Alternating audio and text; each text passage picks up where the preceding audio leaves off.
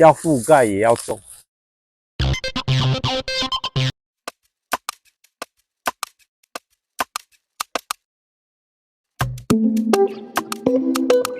大家好，我今天要跟大家分享，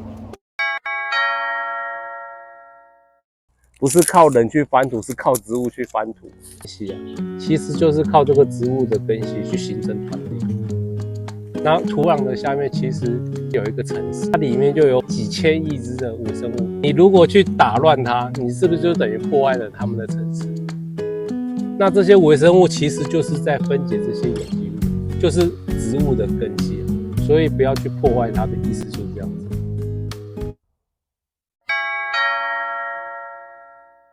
那刚开始在开溪的时候，土壤大部分都是这样子，你一手抓就有离底层。这是栽培土，基本上土应该要松到这样子，随手一抓就是松散的。这个离底层它就没有，你就手就怎么挖。所以这种根系就会长不好，所以我才会挖一个洞，放一些培养土进去。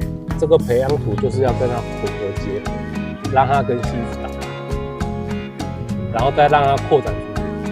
其实就可以达到不翻根的目的。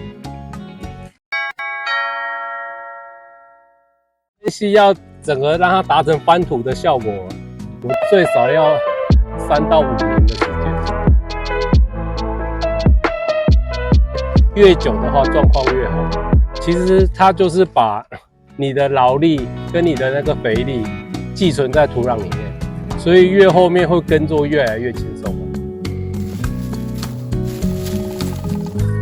覆盖的目的就是保湿啊，我们去模仿自然，把它覆盖上去，这是在保护这些底下的微生物，让太阳照射，让它们死掉。然后这个将来也会化成养分，然后也把一定的那个能量寄存在土里，所以一定要一直种植跟覆盖。覆盖其实不用太厚，有一定的程度就好。经年累月，你一直不断的种植跟覆盖，土壤最终就会变得像这样子。这种土质是种什么作物几乎都会生长，植物都会生长得不错，而且不需要肥料。